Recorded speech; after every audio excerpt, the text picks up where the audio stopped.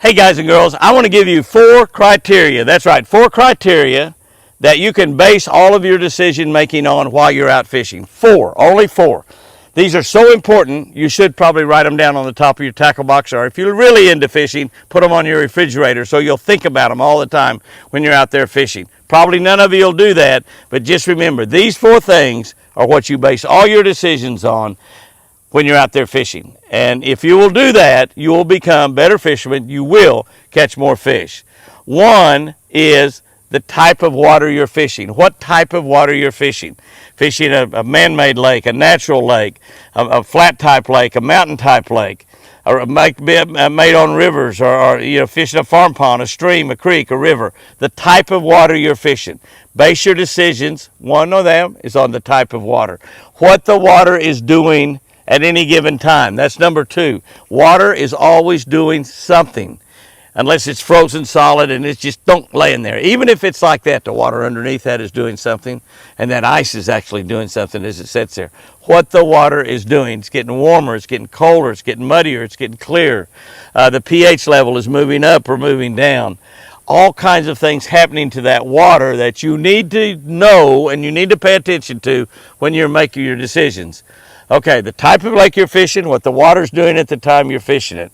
Another thing, the weather, what the weather is doing. The weather is one thing that we make so many of our decisions on, but it's only one of those 4 criteria. The weather, what the weather is doing. It's a little clear right now. It was cloudy earlier today. It actually rained a little bit.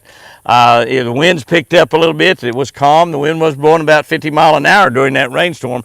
All kinds of things like this that really affect what the fish are doing, how they act, how they bite, how big their strike zones are, whether they'll move to get a bait or they're going to stay right there and you got to bump them on the nose with that bait. So the weather.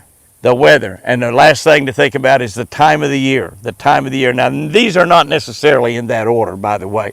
Those are just 4 criteria. The time of the year.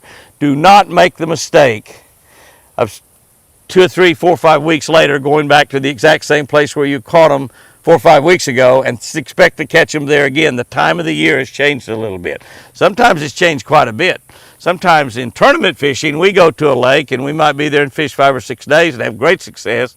And then so we go back 2 years later and we go back and try to fish those same areas, put those same patterns together and make that successful trip that we did 2 years ago work for us right now. Generally, it doesn't work. Many times it's simply because it's a different time of the year. So that's very, very important. Putting all of this into one fell swoop, keep a log in your fishing, and that'll help you put it all together. I used to do this all the time. Don't do it anymore. I don't do it anymore. But a fishing log will help you because it will isolate those things. What the weather is doing when you're out there fishing, what the water is doing, the type of lake you're fishing, and the time of the year. Guys and girls, go out there, make great decisions, whack 'em, whack 'em, whack 'em, and remember, I sure do love you.